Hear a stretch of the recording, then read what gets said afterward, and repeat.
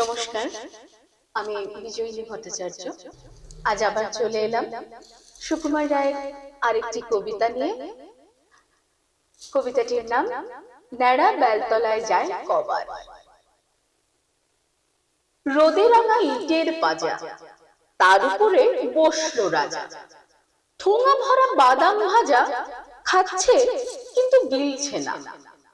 গায়ে আটা গরম জামা, পুড়ে পিঠ হচ্ছে ঝামা। রাজা বলে বৃষ্টি নামা, নইলে কিচ্ছু মিলছে না। থাকে সারা দুপুর ধরে বসে বসে চুপটি করে, হাঁড়ি পানা মুক্তি করে আঁকড়ে ধরে স্লেটটুকু।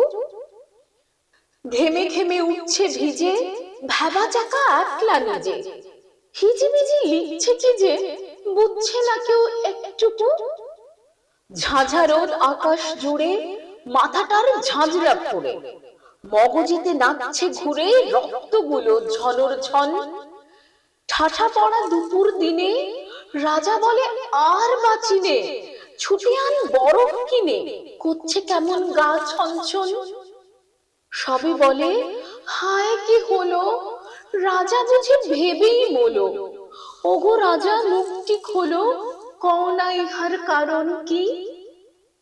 রাঙা মুখ পাংশে যেন, তেলে ভাজা আংশি হেন। রাজা এত ঘামছে কেন, শুনতে মোদের বারণ কি। রাজা বলে কি বা শোনে, যে কথাটি ঘুরছে মনে। মগজের নানান কোণে আনছি টেনে বাইরে তাই। সে কথাটা বলছি শোনো, যতই ভাবো যতই গোনো। নাহি তার জবাব কোনো, কুল কিনারা নাই রে হায়। লেখা আছে পুঁথির পাতে, ন্যাড়া যায় বেলতলাতে। নাহি কোনো সন্দেহ তাতে, কিন্তু প্রশ্ন কবার যায়। এ কথাটা একদিনেও পারেনি কো বুঝতে কেউ। লিখিনি কো পুস্তকেও, দিচ্ছে না কেউ জবাব তাই। লাখবার যায় যদি সে, যাওয়া তার ঠেকায় কিসে। ভেবে তাই পাইনে দিশে, নাই কি কিচ্ছু উপায় তার।